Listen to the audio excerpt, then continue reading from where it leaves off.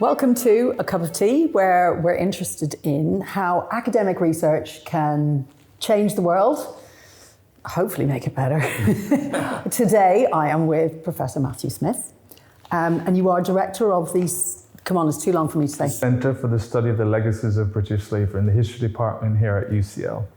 Thank you, Matthew. It's a cup of tea. It's a global commodity and a British tradition. Absolutely. Can you tell us which tea you've chosen today? I have lemon ginger tea, which is the tea I really enjoy. It's quite calming, it's a bit relaxing, and perks me up at the same time. Same time. Okay, good when you're doing long stretches of work. Stretches of historical research. Okay, so thanks for coming today. So, thank you. On the topic of research, if somebody, the magic UCL fairy, the research fairy, was to give you £1 million for research to study, to look at anything today for a project today, what would you spend it on and why? £1 million would give me some flexibility with the work we're doing at the centre to really build a true, robust, multi-year project that connects the history of Britain and the Caribbean with researchers from both places. So have a team in the Caribbean doing archival work there, have a team here in London or the UK doing work here, meeting regularly online, sharing those insights, building on each other's strengths with the work that they're doing, and coming out of that, producing a series of projects that can flow from it. One of the things that often happens when you have grant funding is a sort of fixed output. Yeah. But if we had that dream £1 million, you have much more latitude to organically develop a series of creative outputs, which really excites me. I'm really big about mentoring students, mentoring young researchers to have a stake in a project and to bring those ideas to the table. And that motivation, that input that they have, I find often produces better work in the end. So that would give me that freedom to do something like that. Okay, so you said the magic word to a historian, you said archives. Yes. You said archives, and you said they were over there. Lots of archives over there. Yeah. So tell me a little bit about what are the archival sources in the Caribbean, and what would you be looking for particularly in them? Well, the Caribbean is really surprising to lots of people outside the Caribbean. It has a very strong archival tradition. Some of that sort of has been a consequence or legacy, if you will, of colonialism. But even in the national period, it's not as if when colonialism ended, people just didn't invest in the archives. I think what you had was actually a strengthening of archives and libraries in the Caribbean after the colonial era, when we got to the period of independence. And a lot of that's because people understood that in the archives you could find the details of the story of a nation, the story of a people, the many different ways people have gone through these very difficult histories that we've faced in the Caribbean, from slavery, colonialism, climate change, environmental disaster, regime change, dictatorships, and so on, depending on where you are. And the archives become this critical place where all of that sort of held and contained. And it's always been a joy for me from my boyhood, spending time in libraries and just not only discovering things which are always presented and framed and carefully protected as, treasures, whether it's a letter, a document, a photograph, to see people in their white lab coats with their white gloves, delicately handling things, those were my first archival experiences, and that gave me a certain esteem for the archive. But at the same time, you can go in an archive or a library in the Caribbean, and I've seen this, whether it's the French-speaking Caribbean, the Spanish-speaking Caribbean, the Anglophone Caribbean, and you just see everyday people who come in there to just read the newspaper. Just every day, they block out 2 hours a day to just sit down and read the newspaper, or sometimes they'll come on a Friday with all the stack of the papers for the week. So they're just soaking up the atmosphere? Absolutely. Soaking up the atmosphere, but also for them, it's an opportunity to connect to the printed word in that space and reflect on it in a way that they don't outside of it. It's all amazing to me just to see those different cultures and cultural relations with the archives. Tell me a little bit about the field of Caribbean studies and studies into the legacy of slavery and how you got into it. Well, the field is a growing field, which is great. And one of the things for me as a professor of Caribbean history has always been about understanding the pulse of where the field is in different locations. Because I do sort of navigate between the Caribbean, North America, and the UK and Europe with my work. And what's really been sort of a universal, I think, is how much it's sort of grown over the course of my own career. When I started out as a graduate student doing Caribbean history, I studied in the United States. It was such a niche area. In fact, it was so niche that there was never any sort of course that was specifically Caribbean or program Caribbean. It was all Latin America with this little bit there where you could do the Caribbean. It's changed so much now. So much. It really, I mean, you just go across these different locations and there's so many people with specialized knowledge on aspects of Caribbean history, which is exciting. So you did a degree in a liberal arts degree that led to history, or did you study history? I did a history degree. You did a history degree, yeah. okay. And so this was a small field, and then you progressed as a graduate student? I did, yeah, but I will say though that my interest in the Caribbean predates all of that because I am from Jamaica, went to school in Jamaica, and learned Jamaican history as part of Caribbean history. And again, I had the benefit of being of a generation that was from the post-colonial era, so some of the things I've later had to learn, what it meant to be part of empire and all of the British traditions that come with that, were not things that I was taught when I was young. I came of age at a time where it was really important to establish a local Jamaican Caribbean identity in the education system. So I never really read many British classic novels, for instance. In secondary school, I was reading Caribbean authors from Trinidad, Barbados, St. Lucia, St. Kitts, Jamaica, of course. And then as I progressed as an undergraduate studying at the University of the West Indies, I was exposed to a lot. And there I felt that the learning I was getting in the classrooms had real world relevance, right? Because you just leave the campus and all of a sudden everything around you comes in this sharp, vivid picture because you're now you're studying slavery and then you realize you're studying it on a campus that was once a plantation, right? You're understanding questions of race and class and hierarchy, and you move around the society and it's all very, very visible to you. That made history not just a study of the past, but a study of the present for me, and that kept me going.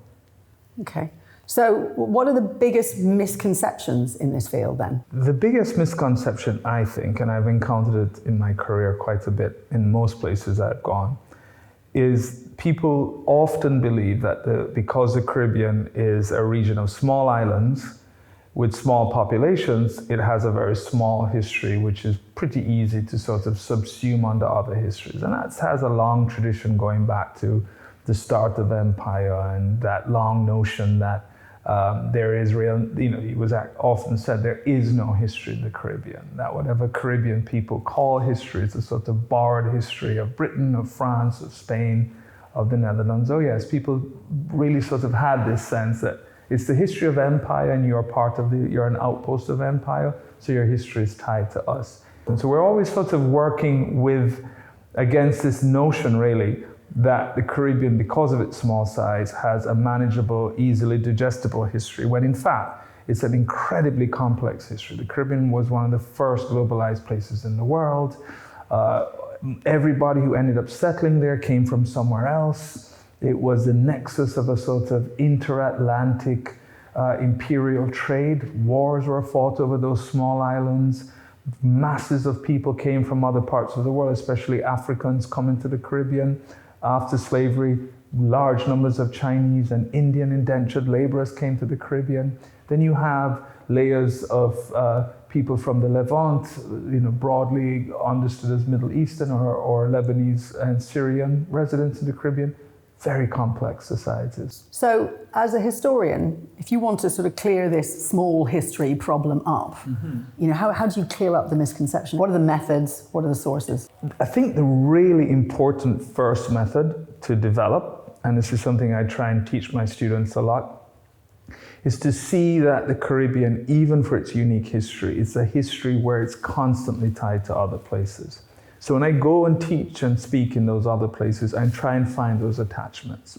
Recently, for instance, I gave a talk last month in North Carolina, in Raleigh, North Carolina. It was really striking that the people there didn't realize that Sir Walter Raleigh never ever came to Raleigh, North Carolina, but he did spend extended periods in Trinidad. Yeah. So it made them think, what does that mean? That he spent time in Trinidad, but you're the ones who are named after him. What are the connections between Britain, Trinidad, North Carolina through the person of Walter Raleigh? And then once you start to approach it that way, you see these various places that in the public mind might seem so disparate, so far-flung, so completely different from one another, as actually tied together in these very, very peculiar ways, and again, tied back to the question of empire and movement. So I find that one way to really enter it. Here in the UK, I find everywhere I go as a Caribbean national, I'm seeing reflections of the Caribbean constantly. From the building names to the smells of the Caribbean when I'm in South London and smelling Jamaican food, hearing the language, hearing kids queuing up for the bus stop at school and saying words that they will think are London slang words, which I can pick up immediately as Jamaican patois words, right? All of that has a story, right? Why kids are saying those things, why I'm smelling those scents when I walk around Brixton, or the building names. So where do you find the stories then in what people discuss? Is it a cultural history? I mean, there's different sort of methodologically, there's different sort of branches. We're all different types of historian, aren't we? Yeah. Some of us are data people, some of us are archive people, some of us are spoken word, some of us are pictures, some of us are a material world. Do you have a materiality or a particular kind of source? I suppose I do, yes.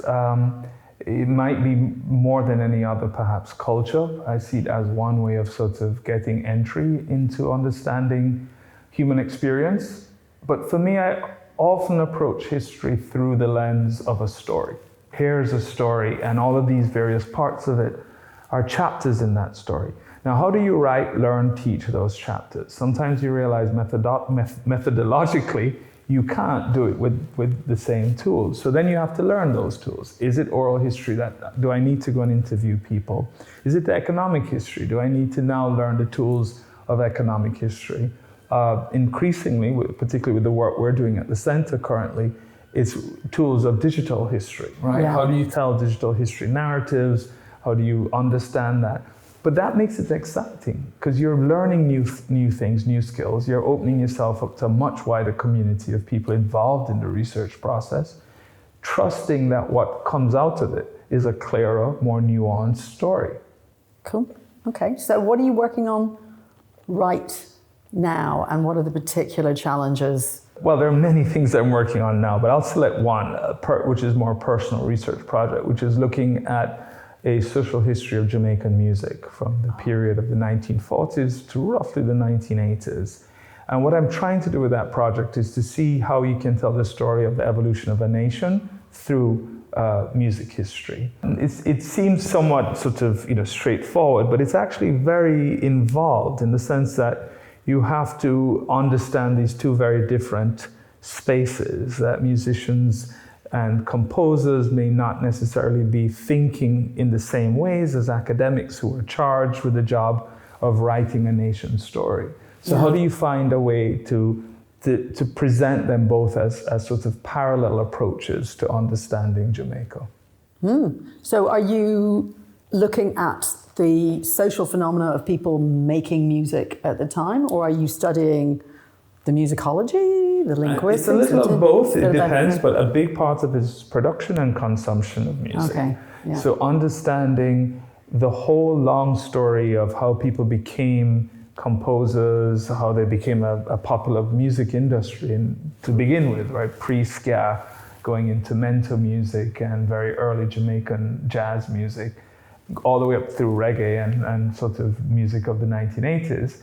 And what's interesting to me doing that is you understand what music means to people, because as a historian, I'm always searching for the human experience, right? And you're also trying to understand how the music itself that's created from the sort of tensions of how do you create a national identity coming out of British colonialism and chart a path forward, how that metamorphoses when the music travels to other places with people. So when Jamaicans come here to the UK, they're bringing musical experiences, which are then reinterpreted differently when it lands here. So people understand a song very different here than back home, which is very endlessly fascinating to me. That I could be in a space here musically and hear the same artist that I hear in Jamaica, but people respond to lines very differently here than back home.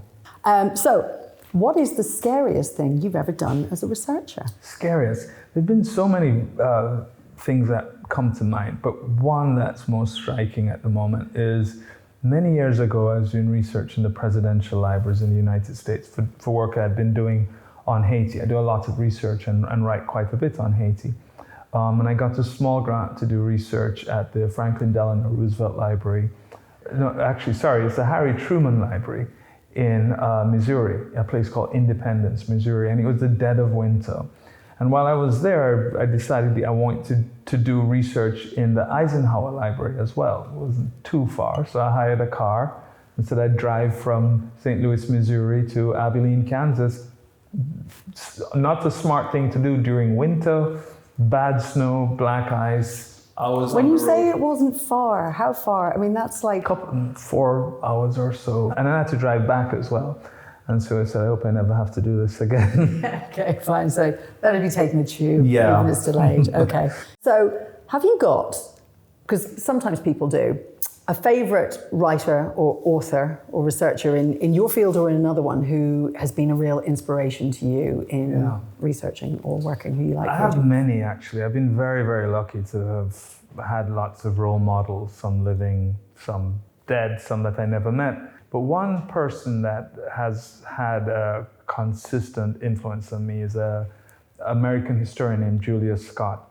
So Julius did an incredible PhD dissertation back in the 1980s, looking at the Haitian Revolution and the wider impact of the Haitian Revolution, which he measured through movements of people, movements of ideas, movements of culture, songs, and so on, from Saint-Domingue, which is the French name before it became Haiti in 1804, to other parts of the world.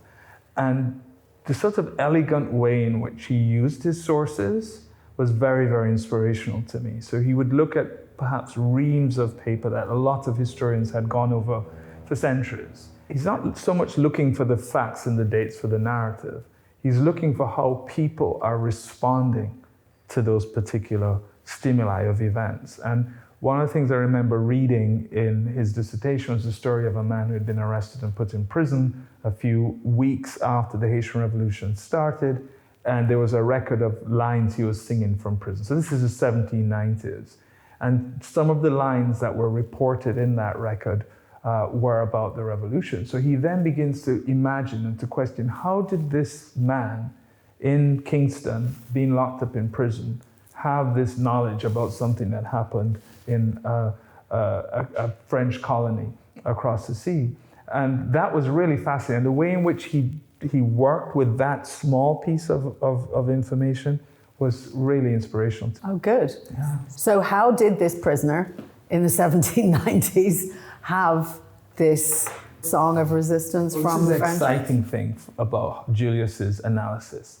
He didn't have to be conclusive. No. He didn't need to say, well, he heard it from that person. Yeah. And the fact that he could step back from the documents to sort of understand human nature, how would people interact, getting a sense of the lived environment, and using that to inform how he analyzed that very fragmentary piece of information in the records was really inspirational. And in a sense, as I said, he did this in the 1980s, and in a sense, he kind of prefigures where we see a lot of historical scholarship going now, where there's much more freedom, if you will, much more willingness, particularly for the Caribbean, where so much of our history of Caribbean people exists in fragments. Yeah. So people are willing to sort of be a bit more speculative, to think about non-traditional sources to use, right? I mean, before Julius, few people would think about lyrics of a song a prisoner is singing as a potential source. Now people are approaching things differently, which is very exciting, actually. So it gives you sources, it gives you ideas. Right. Gives you, sources, ideas. You and more importantly, keep tapping into how people live. What does history in the past mean to people today?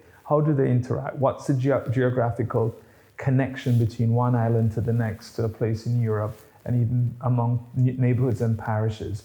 And that's what I sort of look for in my research. I think a lot of it is in the oral spaces, right? So it's through stories, it's through folk tales, it's through habits and utterances. So that's kind of how history matters, but that's also how history travels and is taken up by people of different generations. And for me, and it's something I teach my students all the time, that we have to always be sensitive to the popular interpretation of history, not just the scholarly interpretation of it. Yeah. And even if part of the tools we learn as historians are tools to get us to greater objectivity, greater accuracy, but if you find that collides with a popular interpretation, don't write off that interpretation. Try and understand how they arrived at this very different understanding of this same thing you are interpreting this way from the sources. We've had a debate, not a debate, but there's been a thread through these conversations about what is data or what is evidence. And one of the things that emerges from pretty much all of the people we've had that conversation with so far is that if you're trying to boil it down to data, you're missing the point. So if there were 3 of the world's big problems, that your research could speak to or assist in some way, what might they be? It's a good question. I would say one thing, which is a preoccupation of a lot of my work, is understanding the psychological impact of colonialism. There's much discussion that we have on colonialism and its wider import. Whether we're discussing the silences around the British Empire that still dominate discourse about that here, or even in the most reductive way to say that there was more benefit than negatives of colonialism, I think misses the point. The fact that I have older relatives in Jamaica who've never been here to the UK, never visited, and me moving here as a Caribbean citizen, I'm understanding them better being here because they have absorbed so completely a colonial ethos, the way they speak, the way they present themselves. So you're interacting with the power that they interacted with? Absolutely. Okay. And it's understanding that question of power. There's a psychological reason why these people are functioning this way. Another one is the question of race, which is closely tied to it. That I also think that we're not understanding and grasping well the many, many different ways in which race operates, that it's never a fixed entity, and that it's very much tied to concepts of self, of beauty, of relationships, of even where you see yourself vis-a-vis people who are not of the same race. And in the Caribbean, we deal with that a lot. That's interesting because it's billed in the way that it's treated in policy as a monolithic aspect. That's right. It's a binary thing. You're one or the other, or you are of a or you're of another. Right. But what you're saying is it's much more complex than that in terms of ethnicity or culture or all of these things, or and experience and power dynamics and understanding the way even in very small spaces where someone is able to assert some tiny degree of power that might come from color, might come from racial association, that becomes important to them, right? And a lot of even well-meaning policies that attempt to sort of establish equality, diversity, fairness, inclusion, miss the point if they're not really grappling or accepting, really. You can't resolve it, but accepting the way in which the historical application and understanding and making of race and sort of categorization, classing people according to different races explains that. Did you have a third? I do have a third, which is more general about history. I think that history needs to still stand out strongly as absolutely important to how we understand and navigate today and the future. One of the things that troubles me as a historian is seeing how people often dilute history. They try and find in history essentially protagonists and antagonists. That's increasingly happening because history is commercialized now. It's on TV, it's on podcasts. These are good things, by the way. These are great ways in which you get people to still see the relevance of history. The danger, though, is that it starts to create this expectation that history has to be easily and neatly ordered. And if it doesn't, if there are all these scratchings and frayed out threads of history, people don't want to touch it. We as professional historians need to remind people that is actually the story you need to be trying to explain. The timber is still crooked. Oh, It yes. always will be. Okay, Yes. yeah, no, good point actually, yeah. The sanitized version doesn't go very far. Doesn't go, no. Okay, good, thank you. So, this is another one for historians. This is interesting for historians, which is, the impact of artificial intelligence. Does it help, or is it going to take your job, or is it going to transform it? It won't take my job because a lot of artificial or generated AI sort of scoops up what's on the surface. And so much of Caribbean history and some of the stuff we've been talking today about. Everything Judy, is all underneath. And you got to know it. You got to spend time with it. You have to think about it. You have to live with the thoughts of this in your head. The bots and the generative AI, Gemini, all of those things are not thinking about it. Their job is to reproduce rapidly. Yeah. And once you do that, it shows, right, that what you're seeing is a surface of something. You're not going below it. And I think that's the great danger. The other aspect to it as well, I discuss this a lot with colleagues, humanists, not just historians, is the ability to tell good stories, right? That's never going to lose value. And that's a human thing, that the machines can put things together, they're excellent in assembly, but to tell something where there's feeling in it, there's an experience that one can relate to. As of yet, it hasn't figured that out. That said, with AI, it can't really happen with AI. That said, there are labor-saving aspects to it, which are increasingly becoming very useful. But we can't sort of fall in the trap of saying, well, everything, we just give it to that. We still need to understand the art of research, and machine-generated interventions cannot really give you that. So how do you guide your students on it? Pick up a book that's physical, not online and digitally available that way. They can do that, of course, for some, but make sure you do incorporate some tangible, tactile book, because a lot of students do also feel a bit imprisoned by the digital technology. It's overwhelming. It's so much. And the ability to sort of pull back and find a common ground between how you get that information, but how you use other skills to analyze other types of data to arrive at some deeper sense of what you're studying. I find they really feel that they're getting their money's worth with their education doing that. Good, cool. Okay, so it's a funny time because of AI, because of the atmosphere politically. It's a funny time generally to be a researcher in a university. Mm-hmm. What are your hopes and fears for university academic research going forward? Yeah. Big hope is that universities, as they strive increasingly to maintain relevance in a rapidly changing world, don't lose sight of the demands of their major stakeholders, which are their students. And the students come here really not just to get a degree as such, so many do, but also to have some value of the learning and the knowledge that they're getting. And they're coming to us at the universities these days increasingly with more weight than students of the past. It's a difficult time. Many of our students have to work to pay to come to uni. Many of our students are increasingly carers for family. And many students want that their time spent here are giving them something they don't have. And I think the universities globally need to always be aware of what those demands are, but at the same time that they're striving so hard to remain relevant in this world.